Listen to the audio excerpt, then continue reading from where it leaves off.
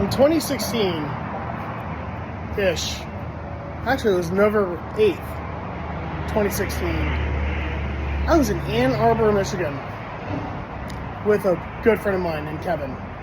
Kevin took me up there because Ohio State was playing Michigan State at Michigan State.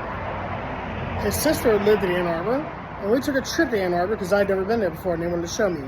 And his brother-in-law drove us around campus. And at some point, he showed me how the big house across the street had a high school. And that was the high school that Harbaugh played at. Both of them.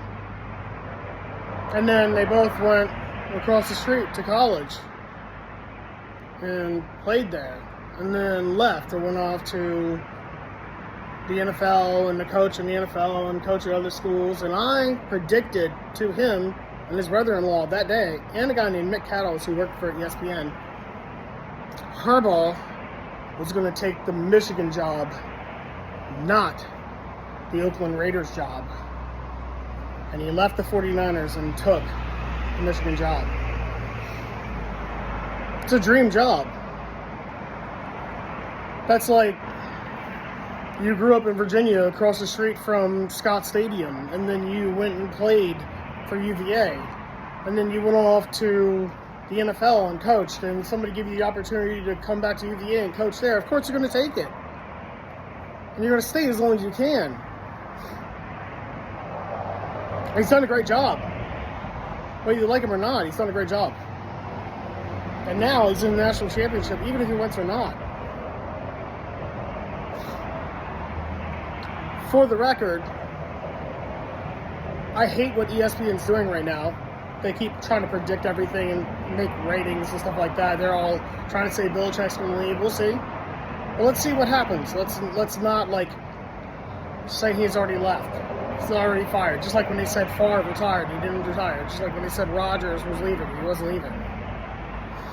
Let's see what actually happens. For the record, why would he leave? Forget about the sanctions, whatever. He'll be okay. They're done.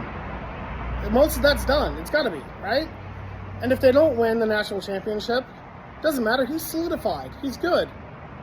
He's owned Notre Dame. He's owned Ohio State for the past, 3 or 4 years? All he has to do is just keep having 10, 11 win seasons. He's just got into a national championship. He's probably going to get back. He's one quarterback away from the national championship, literally. But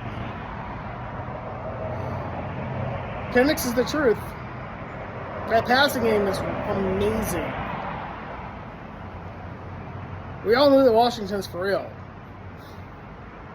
I was talking to somebody the other day who made a really good point. Penix, a couple of years ago, was at Indiana and torched Ohio State. And then what happened? He leaves, he goes to Washington last year, and people don't even want to talk about that. Last year, he was amazing last year. He should have won the Heisman this year. So, here it is. Probably one of the best national championships we've had a chance to watch in a long time. My prediction is this.